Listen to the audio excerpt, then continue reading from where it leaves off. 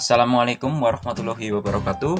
Pada kesempatan kali ini saya mau ngasih tahu tentang istilah-istilah yang harus teman-teman tahu dalam dunia anggur atau dunia pengangguran.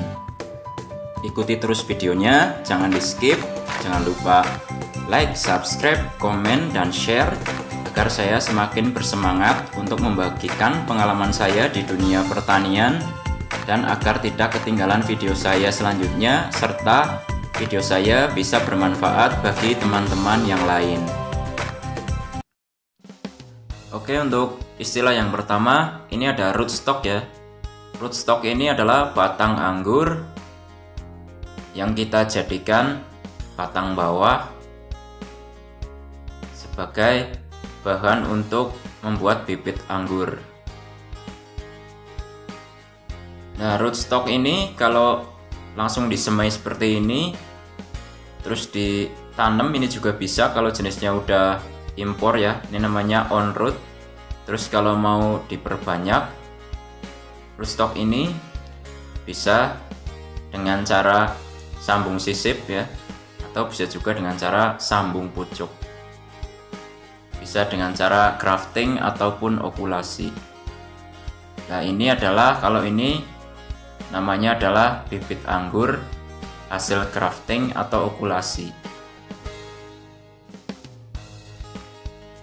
Selanjutnya ada istilah entres ya. Entres itu ini ya. Entres adalah batang yang kita potong yang bawa mata tunas, yang kemudian nanti bisa kita sebagai bahan untuk okulasi atau grafting. Nah, ngambil dari mana aja bisa, dari batang primer kalau masih muda juga bisa, sekunder juga bisa, tersier juga bisa, dari tunas air pun bisa, asal dia gemuk dan ada mata tunas aktifnya, itu bisa kita buat entres.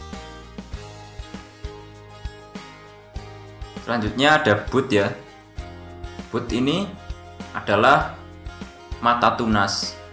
Jadi bud ini selalu muncul saat mulai dari kita tanam ya, mulai dari cabang primer, sekunder, tersier, itu semuanya pasti akan selalu muncul bud. Ini ya, ini yang namanya bud ini. Bud adalah mata tunas. Bud ini selalu muncul ya. Bud ini posisinya ada di antara tunas air dan daun atau dahan daun. Selanjutnya ada batang primer. Batang primer adalah batang utama dari pohon anggur. Kalau sekunder adalah cabang kedua. Jadi bisa diambil dari saat dia belok itu sekunder, atau saat kita potong nanti keluar cabang, itu nanti kita pelihara, itu juga bisa disebut dengan batang sekunder. Nah, kalau ini adalah sekunder yang diambil saat dia belok, jadi single cordon tanpa dipotong. Selanjutnya adalah cabang tersier.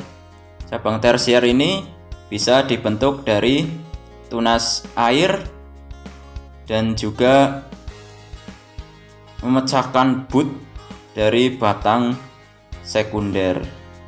Itu juga nanti namanya adalah cabang tersier. Selain dari tunas air, tersier juga bisa dibentuk dari memecahkan bud ya, memecahkan bud cabang sekunder.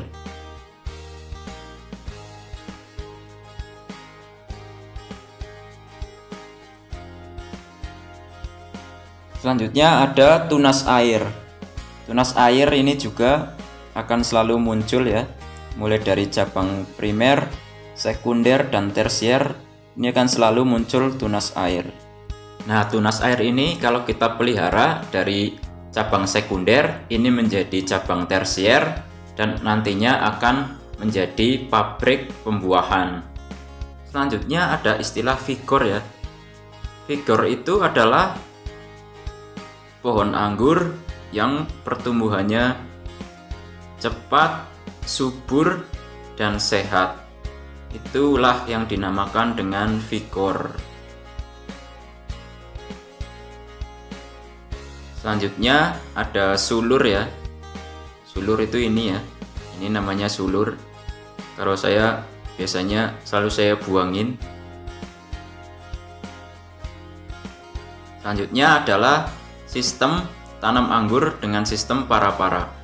Para-para artinya adalah membentuk pola percabangan anggur membentuk para-para atau di atas. Selanjutnya ada istilah single cordon. Single cordon maksudnya adalah cabang sekunder yang kita pelihara satu ya.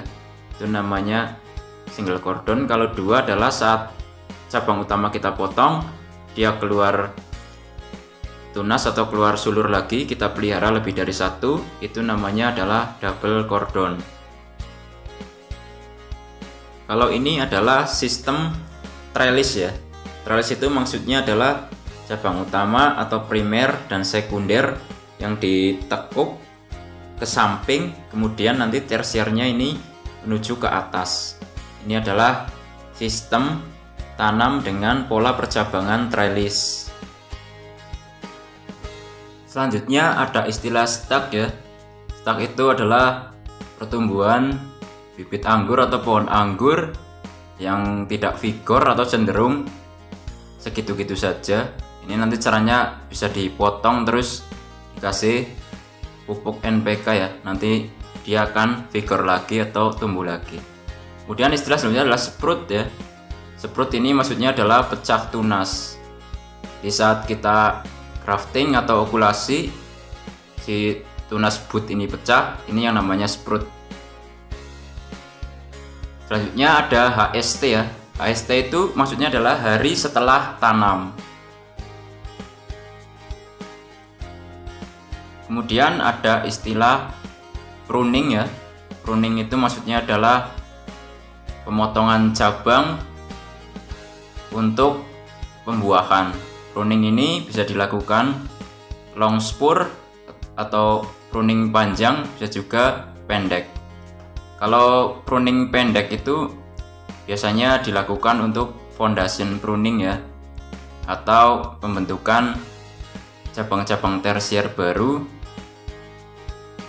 untuk pabrik pembuahan selanjutnya. Jadi kalau ada teman-teman bingung HSP itu apa, HSP adalah hari setelah pruning. Selanjutnya adalah berry ya. Berry adalah buah anggur atau butiran-butiran buah anggur. Ini yang disebut dengan berry. Selanjutnya nanti ada lagi kalus ya. Kalus itu maksudnya adalah rootstock anggur yang sudah berakar halus. Biasanya adalah untuk bahan grafting. Oke, itu aja. Nanti kapan-kapan saya bikin part 2-nya lah. Semoga bermanfaat. Wassalamualaikum warahmatullahi wabarakatuh.